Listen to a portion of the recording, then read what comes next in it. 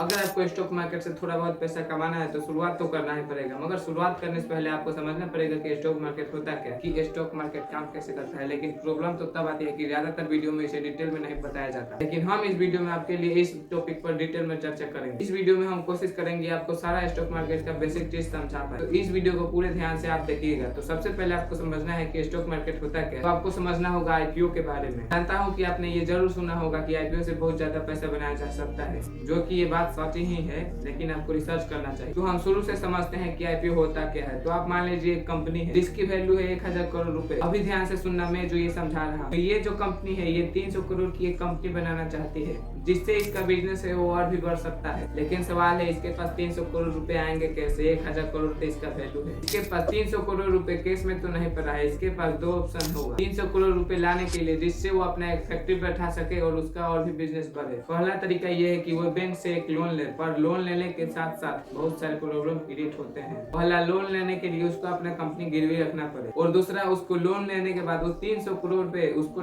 Interest भी तो भरना पड़ेगा। लेकिन इसके साथ ही एक दूसरा भी ऑप्शन है जिससे कंपनी के पास पैसा आ सकता है, और वो दूसरा ऑप्शन ये है कि वो अपने कंपनी का छोटा सा हिस्सा 300 करोड़ में इन्वेस्टरों को बेच दे। देखिए कंपनी 1000 करोड़ की है, उसमें से ये कंपनी 300 करोड़ की अपनी हिस्सा बेच देती है, तो इसके पास कितना होगा? तो इसके पास 700 करोड़ रुपए बचेगा। 300 करोड़ इन्वेस्टरों के पास चले जाएंगे। तो मान लेते हैं कि कंपनी ने डिसाइड किया कि वो अपना 300 करोड़ रुपए का हिस्सा इन्वेस्टरों को बेचेगी। तो यहाँ पर इन्वेस्टर बहुत सारे टाइप के होते हैं। तो मान लेते हैं कि कंपनी ने डिसाइड किया कि वो डायरेक्टली अपना ये 300 करोड़ की हिस्सा पब्लिक को बेचना चाहती है। तो इसके लिए कंपनी एक आईपीओ लेके आती है, और आईपीओ का फुल फॉर्म होता है इनिशियल पब्लिक ऑफरिंग। यानी कंपनी अपना एक जो हिस्सा है, तो ये पब्लिक को ऑफर क्या करती है कि ये जो मेरा हिस्सा है आप खरीद लो। तो जब ये कंपनी ने ये ऑफर पब्लिक के पास रखा अपने आईपीओ के मदद से, यानी हम और आप एनालाइज करेंगे कि दोस्त इसका बिजनेस तो बढ़ सकता है, और ये तो फैक्ट्री बनाने के भी बारे में सोच रही है, जिससे इसका प्रॉफिट है वो तो डबल हो जाएगा। ऐसे में तो मेरा पैसा भी डबल हो सकता है। यहाँ पर लोग क्या करेंगे कि इसके आईपीओ में अप्लाई करने लग जाएंगे। आप समझिए 300 करोड़ रुपए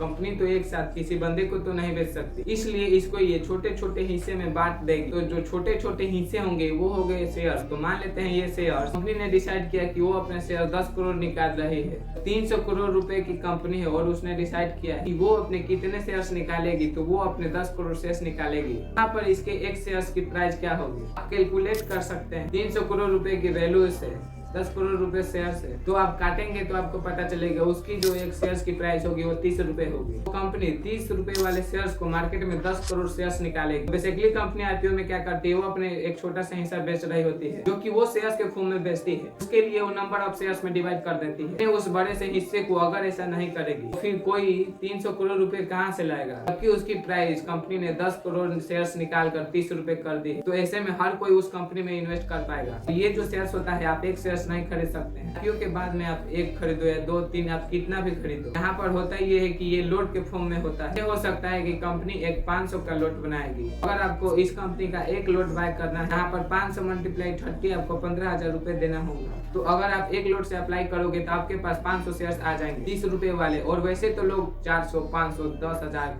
लोट अप्लाई कर रहे हैं। तो ऐसे मिलकर इसका जो 300 करोड़ का हिस्सा है वो आसानी से बिक सकता है। लोग भी छोटा हिस्सा खरीद लेंगे, जिससे अगर कंपनी भी बड़ी होती है, अगर कंपनी का प्रॉफिट बढ़ता है, उसका ये जो छोटा सा 300 करोड़ रुपए का हिस्सा ये भी बढ़ा होगा, जिसके कारण ये जो 30 रुपए का जो शेयर है ये महंगा हो जाएगा और हमें प्रॉफिट हो जाएगा। तो ये बेसिकली चीज तो समझ आ गई होगी कि आईपीओ में कंपनी क्या करती है, वो अपने ही हिस्सा को छोटे छोटे शेयर्स के फॉर्म में इन्वेस्टरों को सेल करती है। तो अगर आपको इतना बेसिक समझ आ गया होगा तो इस वीडियो को लाइक करें और सब्सक्राइब करें। तो इसके आगे चर्चा करेंगे एपिसोड 2 में। थोड़े से शेयर बाजार बिजनेस कंटेंट देखने के लिए हमारे चैनल को सब्सक्राइब करें।